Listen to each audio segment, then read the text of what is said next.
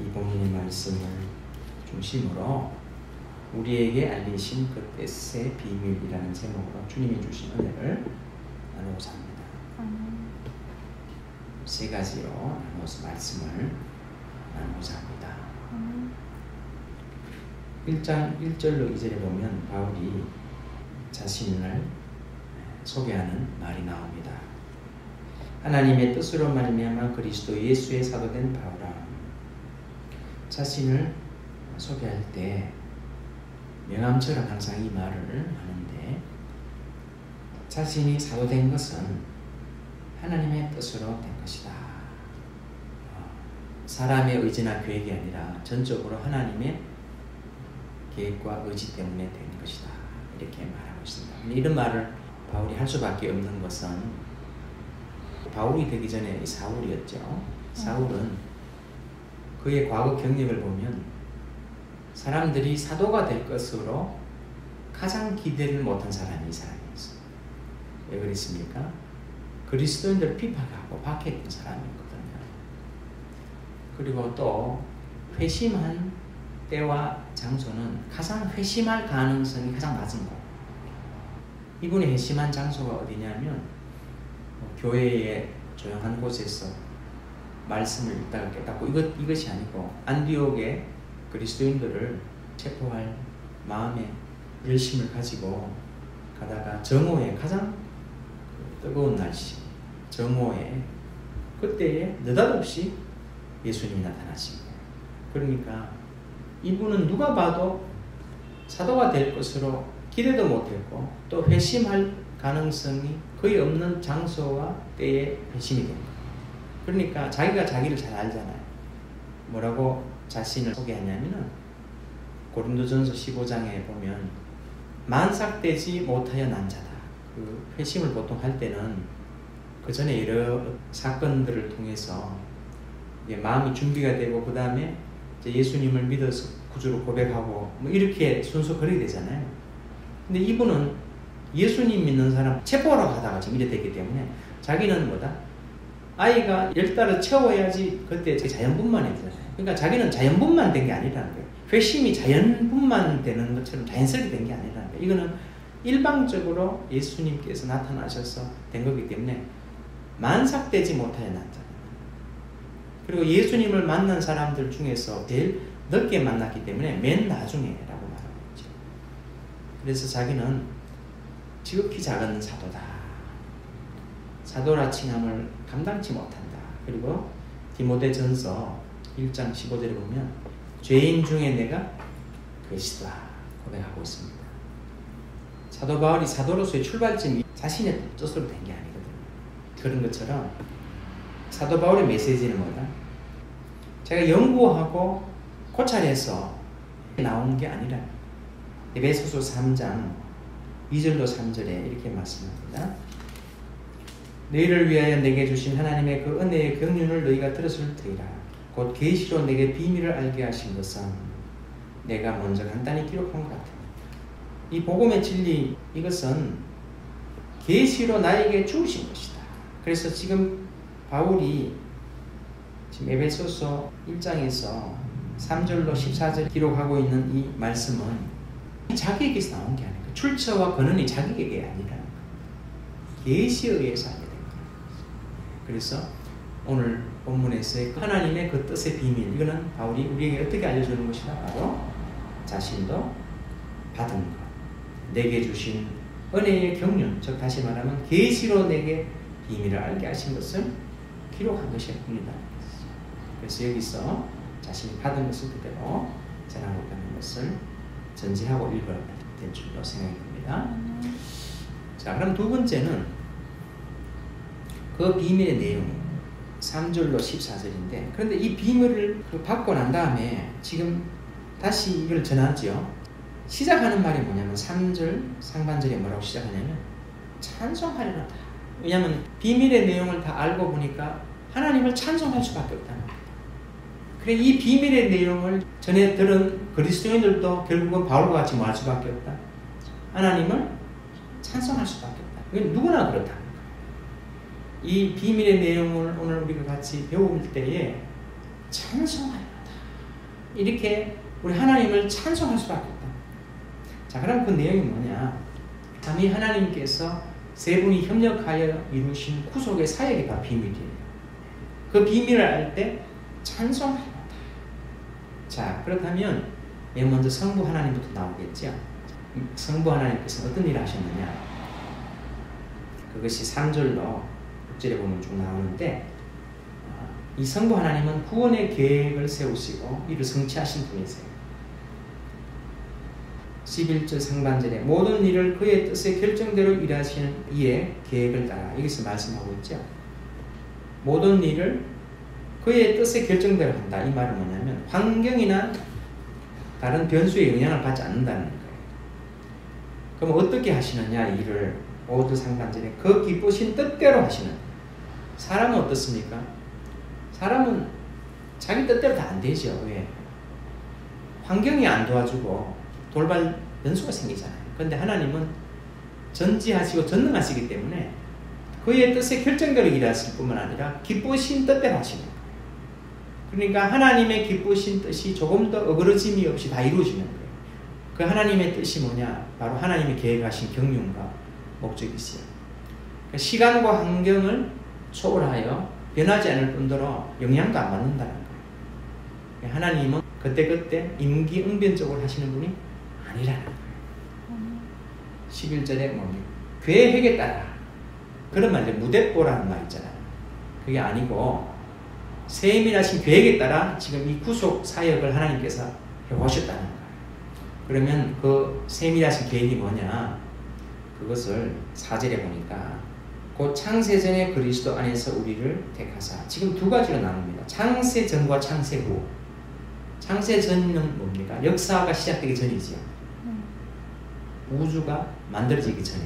그때 하나님이 계획하신 게 뭐냐면 택하시고 예정하신. 그때는 자연도 없었고 피조개도 없었고 인간도 없었어요. 그런데 하나님은 전능하고 전지하기 때문에 얼마나 전지하시느냐? 하나님은 2000년 전에 사도 요한을 통해서 인류의 종말 계시록을 주셨잖아요. 그것처럼 하나님이 전지하면 인간이 청량할 수가 없는 거예요. 왜냐하면 피조 세계가 만들어지기 전에도 이미 다 알고 계시는 거예요. 하나님이 전지하면 가히 청량할 수가 없어요. 하나님의 이 세밀한 계약은 뭐다? 창세전에, 역사가 생기기 이전에, 우주가 탄생되기 이전에 이미 택하시고 예정하신 정도로 하나님 전지하신 분이거든요. 자, 그 다음에 이제 이게 창세전이라는 창세 후에 역사가 시작됐잖아요. 자, 역사가 시작되고 하나님은 어떻게 하셨느냐? 5절에 나오죠. 그 기쁘신 뜻대로 우리를 예정하신 것은 역사 이전이죠. 창세 전이죠. 자, 그 다음에 예수 그리스도로 말미암아 자기의 아들들이 되게 하셨어요. 이거는 언제 일어난 일입니까? 역사 속에서 하신 거죠. 그래서 예정은 창세 전에 된 일이라면 예수 그리스도를 말미암아 아들을 삼으신 건 언제 된 거다? 바로 그리스도의 역사적인 구속 사건을 통해서 가는 것인 거죠. 자, 근데 우리는 여기서 아들들이 되었다라는 이 단어를 좀 잘 살펴볼 필요가 있어요. 왜냐하면 원어로는 이 아들들이라는 말이 친아들을 말하는 게 아니고 양자를 말합니다. 이 단어는 신약 성경에서 4번을 사용되었는데 모두 바울이 사용한 단어예요. 로마인들이 흔히 사용하는 개념인데 유대인들에게는 좀 생소한 거예요. 그 당시에 이 양자가 어떻게 그 시대에서 쓰였느냐 하는 것을 볼 때에 우리가 이 본절을 더 이해할 수가 있겠죠. 양자는 로마 시민권을 가진 사람은 다 양자를 드릴 수 있었어요. 그래서 양자는 친자녀와 동일한 법적인 권한을 가질 수 있었어요. 그 다음에 둘째는 양아버지의 이름과 모든 재산을 상속받을 수 있었어요. 그리고 셋째는 양아들의 자격과는 무관한 거예요. 양아들이 되려면 무슨 자격이 있어야 되는 거 아니에요. 그래서 전쟁포로 가운데서도 이렇게 양아들이 되어가지고 아버지의 신분과 재산과 사회적 지위를 물려받는 경우도 있었어요. 중요한 것은 뭐냐면 양아들의 자격이 문제가 아니고 양아버지의 의지와 사랑이 문제인 거예요. 이것이 바로 뭐다? 하나님의 의지와 사랑이라고. 이것이 하나님의 은혜라고. 그래서 자격이 없는 죄인된 인간을 양아들로 삼아주신 바로 그 은혜라는 거죠. 이것을 또 11절에서는 어떻게 표현하고 있냐면 11절 하반절에 보면 우리가 예정을 입어 그 안에서 기업이 되었으니 5절에서는 아들들이 되었다고 말하고 그리고 11절에는 기업이 되었다고 또 달리 표현하고 있어요. 그럼 기업이 되었다는 말이 뭐냐? 이게 원어로는 제비 뽑혔다는 뜻이에요. 무슨 말이냐면 그 이스라엘 백성이 가나안 땅에 들어갔을 때 12지파였잖아요. 그때 그 땅을 분배받기 위해서 제비를 뽑았죠. 그러니까 제비 뽑아서 자기에게 할당된 땅만 각 지파의 땅이 됐잖아요. 그러니까 천하 만민 중에서 오직 이스라엘 백성만 하나님께 제비 뽑히듯이 뽑혔죠. 그래서 그분이 뭐가 되었다? 기업이 되었다 이 말이에요. 그러니까 출애굽 19장 5절에서 하나님께서 뭐라고 말씀하시냐면 세계가 다 내게 속하였으나 너희가 내 말을 잘 듣고 내 언약을 지키면 너희는 모든 민족 중에서 내 소유가 되겠고 세계가 다 내게 속하였으나 세계 천하 만민이 하나님의 소유는 맞지만 기업은 아닌 거예요. 기업은 제비 뽑힌 자들, 즉 이스라엘 백성들이죠. 그러니까 신약에서는 천하 만민이 다 하나님이 만드신 사람들이잖아요. 그렇지만 그 중에서 기업은 누구다? 바로 하나님의 선택과 예정에 의해서 뽑힌 그리스도인들을 말합니다. 이들은 누구냐? 양자인 거예요. 그래서 로마서 8장 17절에 이 양자들에 대해서 잘 말해주고 있어. 우리 한번 같이 찾아볼까요? 읽어봅니다. 자녀이면 또한 상속자 곧 하나님의 상속자여 그리스도와 함께한 상속자니 우리가 그와 함께 영광을 받기 위하여 고난도 함께 받아야 할 것이니라. 여기서 말씀하고 있죠. 자녀이면 곧 또한 뭐다? 상속자. 이게 아들들이라는 거예요. 그리스도와 함께한 상속자. 그와 함께 영광을 받는다. 이 아들들이 되었다는 말이 얼마나 큰 의미를 가진다는 것을 우리가 알 수가 있죠. 그 다음에 이제 이렇게 하나님께서 인류의 구속 사역에서 성부 하나님께서 이렇게 하셨고 이제 바울은 예수 그리스도를 찬양하고 있어요. 자, 5절 한번 보겠습니다. 자, 이 하나님의 그러한 뜻의 그 비밀의 핵심이 누구냐? 5절에 예수 그리스도로 말미암아. 예수 그리스도로 말미암아. 그것을 구체적으로 7절에서 말하고 있죠. 예수 그리스도로 말미암아가 구체적으로 어떤 뜻이냐? 7절에 우리는 그리스도 안에서 그의 은혜의 풍성함을 따라 그의 피로 말미암아 속량 곧 제사함을 받았느니라. 여기서 예수님의 역할을 사역을 말씀합니다. 그리스도인이 하나님의 양자가 되고 그 다음에 복을 받게 되는데 그 근거가 뭐냐? 바로 이 예수님의 피로 말미암아. 예수님의 보혈이 구속사의 핵심이기 때문에. 자, 그렇다면 7절에 보면 지금 단어가 세 가지가 나오는데 하나씩 한번 짚어보겠습니다.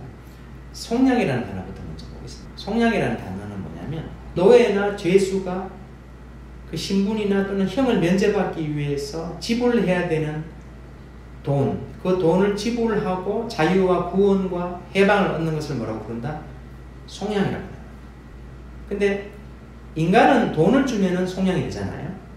그런데 마귀의 종된 인간은 아무리 많은 돈을 가져오거나 태어나면서 죽을 때까지 선한 삶을 살았다고 하더라도 그거 가지고는 속량이 안 되는 거예요.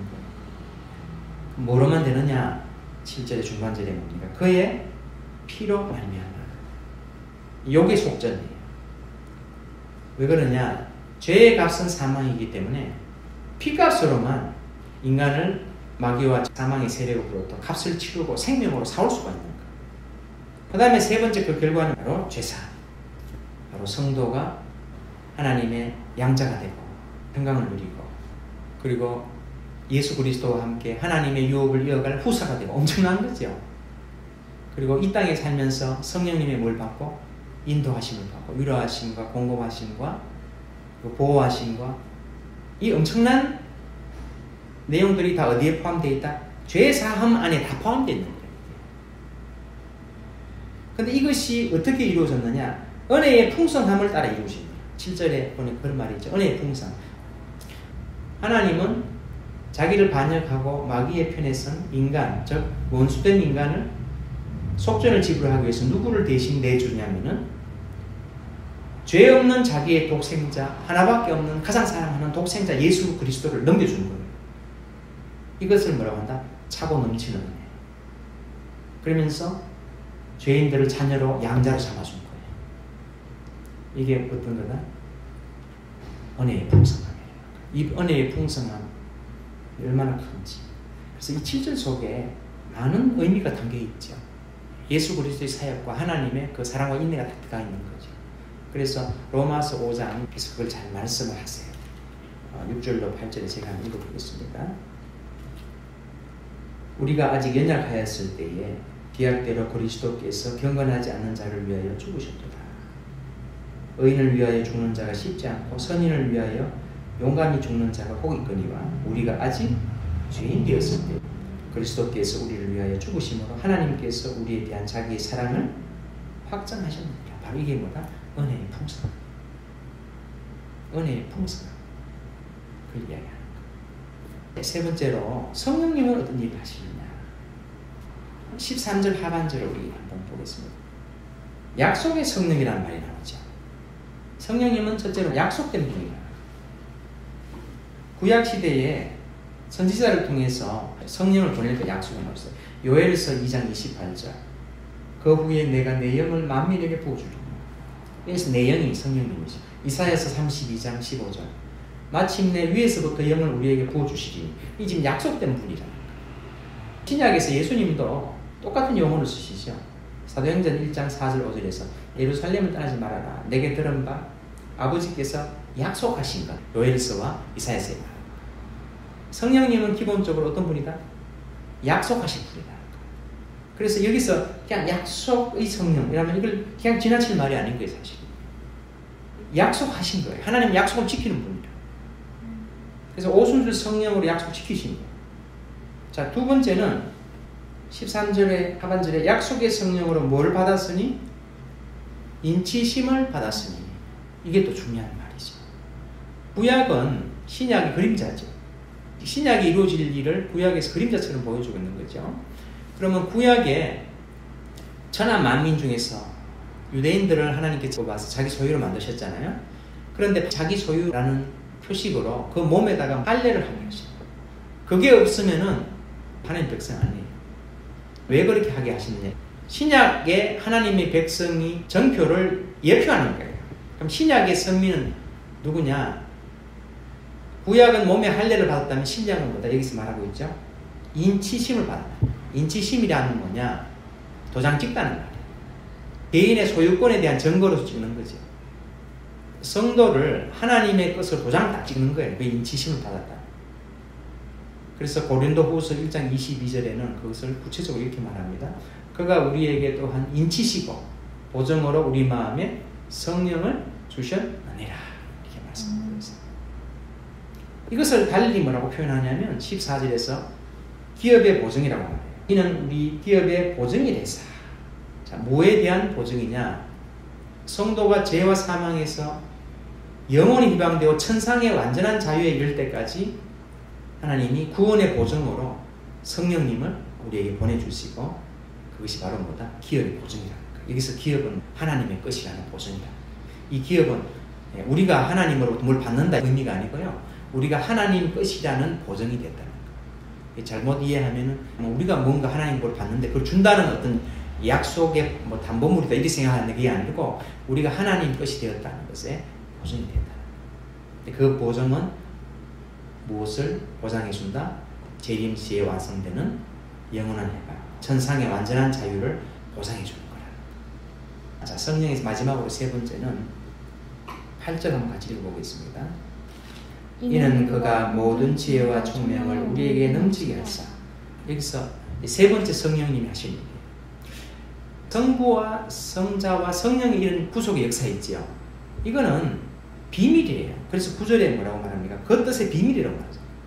비밀이라는 것은 개방이 안 됐다는 거거든요. 이 사도 바울이 이 단어를 쓸 때만 해도 비종교, 아주 비밀스러운 종교 있죠. 거기서 사용하던 용어로서 그 단체에 가입 안 하면 모르는 거예요. 외국인 사람들은 절대 몰라요. 신비라. 이것은 이성으로는 못 깨닫는 거예요. 그래서 비밀이라. 만약 이성으로 깨달으면은 비밀을 하면 안 되죠. 연구하고 관찰해서 깨달을 수 있으면 비밀이라는 거죠. 그렇기 때문에 이 비밀을 누가 알려주셨느냐? 성령님이 성도에게 이것을 알려주시는 역할을 하는 거예요. 그러니까 성령을 받지 않으면 아무리 세상에서 경험이 많고 지혜가 많고 학문이 많아도 깨달아지지가 않는 거예요. 뭐 나쁘진 않죠. 이렇게만 이야기하지 이 복음 안으로 들어오지 않아요. 정말 들어오지 않아요. 아무리 그 사람을 위해서 기도해주고 아무리 복음을 전하고 해도 성령님이 8절에 말한 지혜와 총명을 안 주시면 안 됩니다. 그래서 고린도전서 2장 6, 7, 10절에서 이걸 자세하게 이야기를 하고 있어요. 우리 같이 한번 볼까요?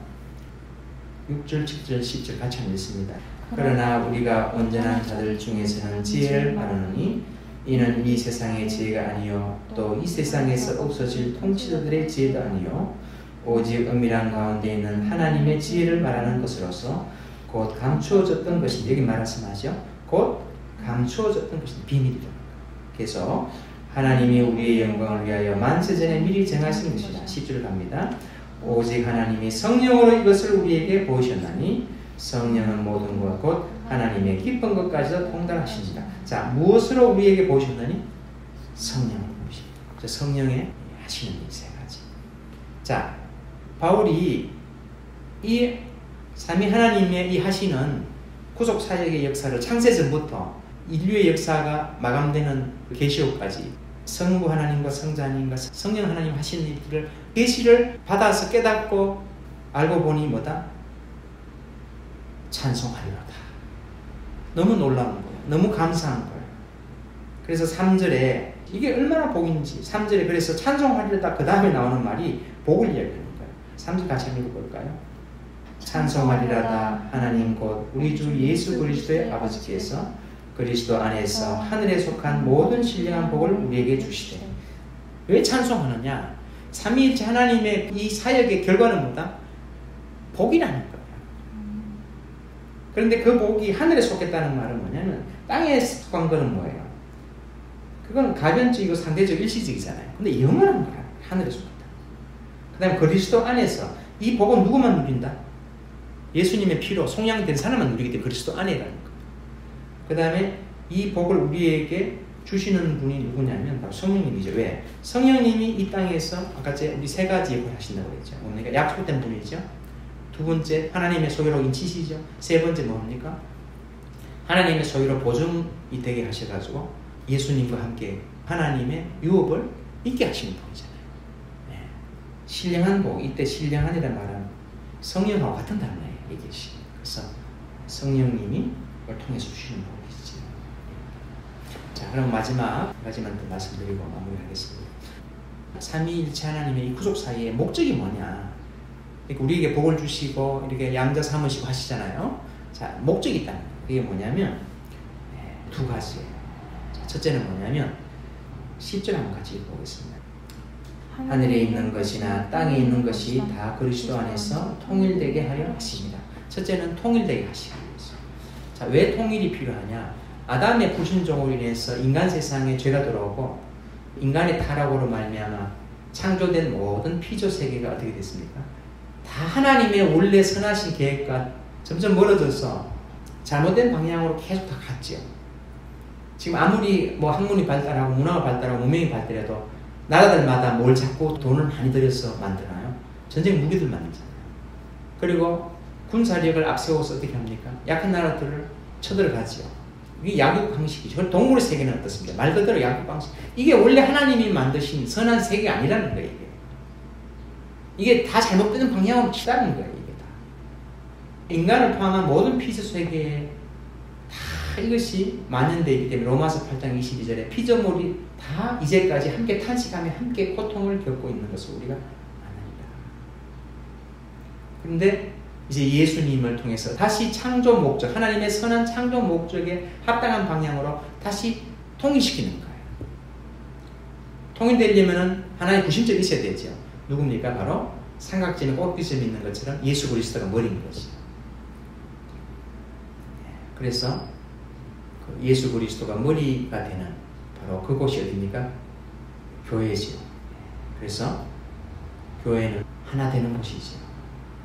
그래서 에베소서 4장 3절에 성령이 하나 되게 하신 것을 힘써 지키라. 그리고 골로새서 3장 11절에 보면은 헬라인이나 유대인, 할례자나 무할례자, 남자 여자, 종 자유인 이라는 차별이 없다고 이야기하시거든요. 이 에베소 교회는 이방인과 유대인 그리스도인들이 함께 세운 교회이기 때문에 그 종교적 배경이 다르잖아요. 에베소 2장은 이 유대인과 이방인이 연합되고 하나 되고 통일되는 것을 말씀하세요. 예. 그래서 만약에 교회가 하나님이 깨어진다 이렇게 되면은 하나님의 그 뜻의 비밀을 뭐하는 거예요? 지키지 못하고 깨뜨리는 것이다. 그렇기 때문에 교회는 뭐가 돼야 된다? 하나 돼야 된다. 통일돼야 된다. 진리 위에서 해야 된다. 진리는 그냥 덮어두고 우리끼리 그냥 좋자. 그런 요즘 통합운동이라는 게 있죠. 그거 따지지 말고 하자. 그건 아니에요. 진리 위에서 하나님 말씀 위에서 하는 거지. 말씀 위에서 사랑으로 하나 되고 통합되는 것이죠. 그 다음 두 번째 그 뜻의 비밀의 목적이 뭐냐? 12절 말씀. 자, 같이 한번 읽습니다. 이는 우리가 그리스도 안에서 전부터 말하던 그의 영광의 찬송이 되게 하려 하십니다. 영광의 뭐가 되게? 찬송. 14절에 똑같이 나오죠.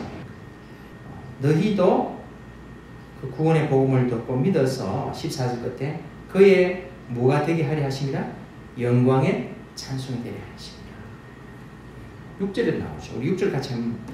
이는 그가 사랑하시는 자 안에서 우리에게 거저 주시는 바 그의 은혜의 영광을 찬송하게 하려 한 것이다. 이것도 마찬가지예요. 이 하나님의 이 뜻의 비밀은 두 번째 목적은 뭐다? 하나님을 찬송하라.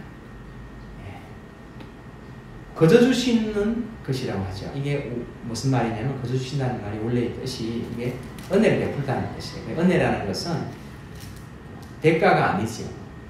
자격을 갖추었기 때문이 아니라 자격이 없는 인간에게, 죄인된 인간에게 하나님의 사랑과 희생으로 거저 주시는 은혜죠. 예수님의 피로 말미암아 송영된 것, 양자 삼은 것이죠. 이렇게 하시는 게 뭐다? 결국은 하나님을 찬양하고 영광 돌리는 삶을 살기를 원한다는 것.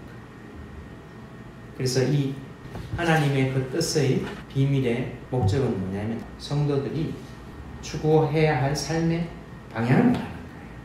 통일되게 하는 것. 그 다음에 하나님께 영광의 찬송 올리는 것. 입술로 찬송 드리는 것뿐만 아니라 뭐 하는 것이다?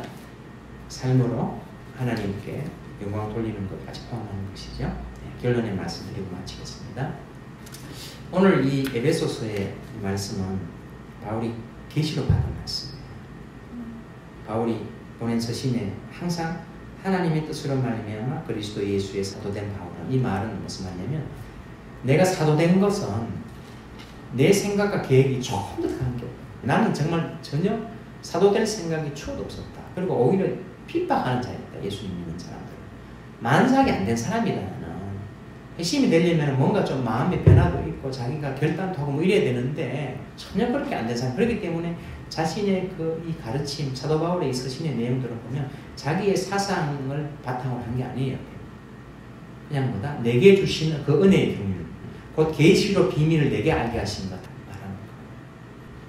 그렇기 때문에 오늘 우리 본문에서 3절로 14절의 말씀도 보다 그렇게 우리가 받으면 되는 거죠. 근데 그렇게 받았을 때 우리는 뭐라고 찬송할 수밖에 없다? 3절에 찬송하리로다. 왜? 3절 중반절부터 하반절에 뭐 때문에? 이것이 전부 다 누구 복을 위해서 하신 거기 때문에 하나님의 백성된 성도들의 복을 위해서 하신 거예요. 모든 신령한 복을 우리에게 주시기 위해서. 그래서 그 내용이 뭡니까? 창세전에 성부 하나님께서 세밀하게 계획하시고 창세 후에 성자 예수님께서 그 피로 속량하시고 그 이후에 예수님 성천 이후에 성령님께서 피로 사신 백성을 인치시고 기업으로 보정하시고 그리고 재림이 완성되는 즉 궁극적인 속량이 이루어지는 재림의 때까지 인도하신 이 은혜. 이 은혜를 바울이 깨닫고 보니까 어떻게? 찬송하리로다. 그리고 이 비밀의 목적이 뭐다? 다시 말하면 이 비밀을 깨닫은 성도가 살아야 되는 삶의 방향은 뭐다? 두 가지. 첫째는 통일. 진리를 벗어나서 가는 거. 하나님 말씀의 기초가 무너지면 이건 안 되는 거예요. 하나님의 말씀 위에서 뭐 하는 것? 죄로 인해서 깨어진 모든 것들을 다시 하나님의 창조의 원래의 선하신 뜻대로 그 뜻이 무엇인지를 또한 바울이 잘 말씀하고 있죠. 그걸 통일되는 것. 인간은 자꾸 본성이 있기 때문에 어떻게 하려고 합니까? 자신의 옛 본성으로 돌아가려고 하는 것이기 때문에 자꾸 이게 하나가 띄어지는 거예요. 그렇기 때문에 바울이 뭐라고 합니까? 성령이 하나 되게 하신 것을 힘써 어떻게 하라? 지키라고 얘기하죠. 둘째는 뭐다? 하나님을 항상 찬송하는 삶. 이것은 입술의 고백과 더불어 삶의 고백으로 하나님께 영광을 돌리는 것까지 포함하는 것이죠. 그래서 오늘 우리는 1장에 1절로 14절에 있어요. 이 말씀을 통해서 하나님의 원대한 창세 전부터 그리고 종말까지의 하나님의 계획, 그리고 각각 거기 속에서 성부 하나님과 성자 예수님과 성령님의 역할이 무엇인지 그것을 보면서 바울의 고백 찬송하리로다.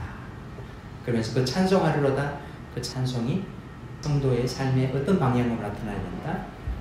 진리 위에서 하나됨을 추구하고, 그리고 입술의 고백과 삶의 고백으로 하나님 앞에 영광을 돌리는 삶으로 나타나야 한다는 것을 말씀을 통해서 알게 됩니다. 우리가 쉽지 않은 우리의 삶을 살면서 늘 이 말씀을 기억하면서 입술을 하나님 찬양하고 삶의 고백으로 하나님 찬양할 때에 하나님께서 우리의 삶 가운데 살아계신 증거를 보이시고 성령님께서 더욱더 우리를 친밀하게 세밀하게 인도해 주시는 귀한 복을 누리며 나누는 복된 성도 한 사람 한 사람 되게 될 줄 믿습니다. 아멘.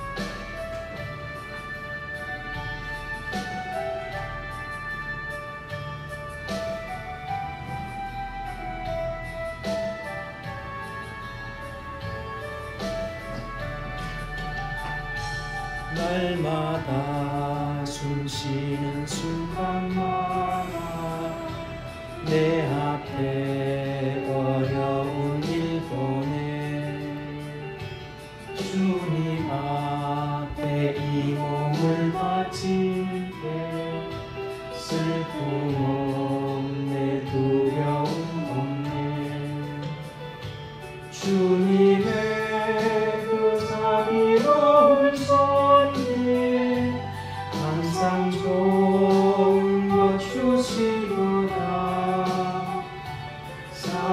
사랑스레 아픔과 기쁨을 수고와 평화와 안식을 날마다 주님 내 곁에 계셔 자비로 날 감싸 주시네 주님 앞에 이 몸을 맡길 때